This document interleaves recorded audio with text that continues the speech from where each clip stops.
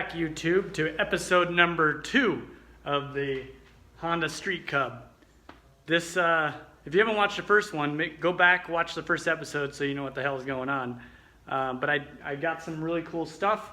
Check it out. Right, so I got a tire installed on the rim, which is sweet. This is a, let's see, what size is this? This is a 120/60/17 on a 425 rear wheel by 17.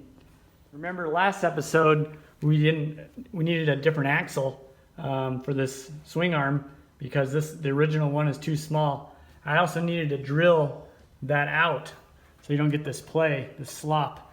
So I've got, this is actually a wheel axle that's going to work for that swing arm. I've got a drill bit to drill that out. I also have some brand new shocks, just some cheapo shocks, and a spacer, so when I get it on there I can cut the spacer to fit this wheel. So my project now is to mount all this up and then widen this guy so the tire fits inside the fender. So the first thing I'm going to do is pull off the swing arm.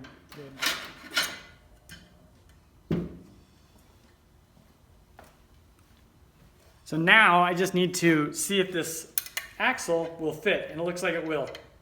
I've got the full amount space right there. So now I'm going to need to drill a hole bigger so that my so that sucker fits through there. Worst case scenario, if I drill too far through, I may need to wall that out and put a larger tube through there and weld it in. I don't know what's going to happen, so do that right now. So if you haven't subscribed, click the subscribe button. Also click the little blue bell that's right on the side. I believe it's right there, and that'll notify you whenever we have new videos that come out. So don't forget to do that. I've got the 31/64 drill bit plugged in, and now I just need to attack.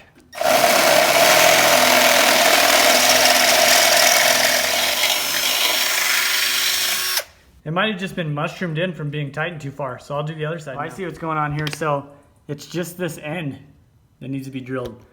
The hole through is actually bigger. It's just the ends. It's these welded on ends. So that makes our life easy.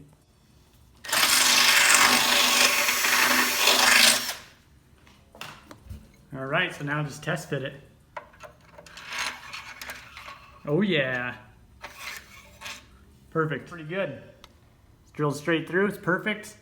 Not gonna need this old axle, so into the parts pile she goes.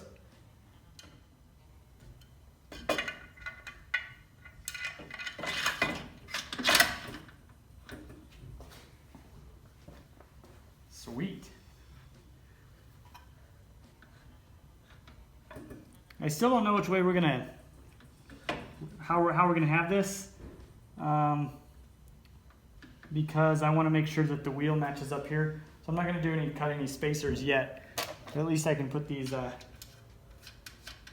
nuts on the end. All right, let's wheel this sweet rim and tire in there.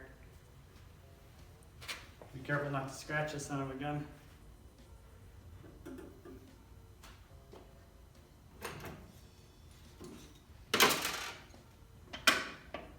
I know I'm going to be, this is going to be a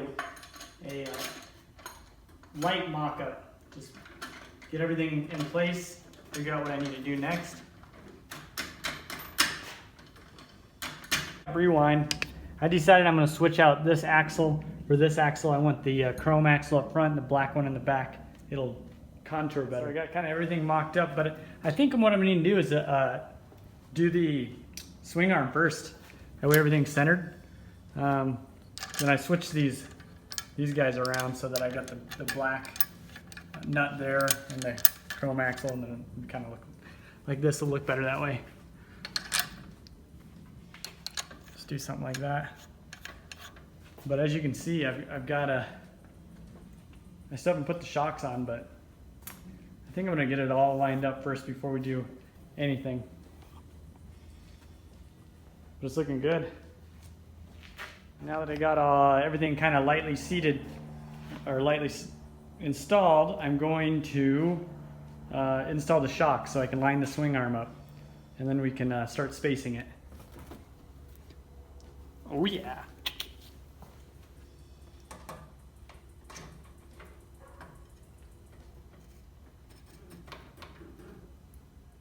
Just look at it. If you're not looking at it, just look at it. Son of a gun. Looks sweet. So then I'll put the other side, the other shock on, and then the swing arm will be lined up, and we'll kind of know where our spacers need to go up in here. All right, so everything's mocked up. It's looking super sweet. And I have these things are real loose, so like I think that there's not a lot of tension or pull. I've got my wheel, like, it's not spaced, but somewhat lined up with this line and the line on the tire. I think now I've got this lined up, the sprocket with this front sprocket and the rail lined up with that. So now I can cut a spacer to fit in here. The good news is I don't think I'm gonna have to do so the sprocket, I still have room for the chain going past the wheel back in here. So that's a plus. And I thought maybe I was gonna need to space out the countershaft sprocket, but it doesn't look like that's gonna happen. So that's awesome. Less work's good. Measure where I need to do the spacer with this guy here. I'll set the camera down, but I'll measure that so I'll know exactly what spacer size. Do the same thing on the other side. But I've got this other one marked 13 millimeters. Got her marked. Oh yeah. Jesus. Here's our perfectly straight spacer that's angled like a son of a gun. Guess I'll try it again. I don't know if this thing's off or what. Redo. So the swing arm came with these little spacers here. I'm gonna use those actually right in here. I can see in the crack. I have this guy all the way over with this. I actually have a washer up against there as well with that spacer. I've got the swing arm all the way up, and we're pretty dang lined up on that shoe here. So now I'm gonna pull that back and try to fit this spacer in there. If so, I think we might be good to go. Got a little washer in there. I actually had to loosen this guy to get it in there. So I'll put that back on. I might even keep it off actually. It'd look cool with the new sprocket, of course.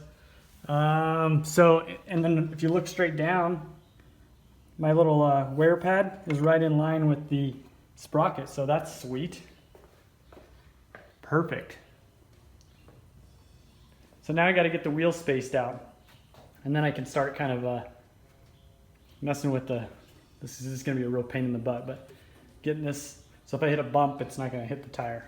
Get the fender all dialed in. I pulled this wheel off, and there's a spacer that goes through just like this and sticks out now.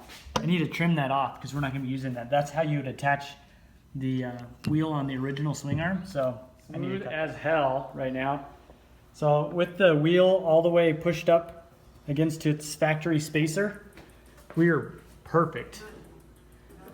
And then I've got the wheel centered. So all I really have to do is add a spacer right up in here.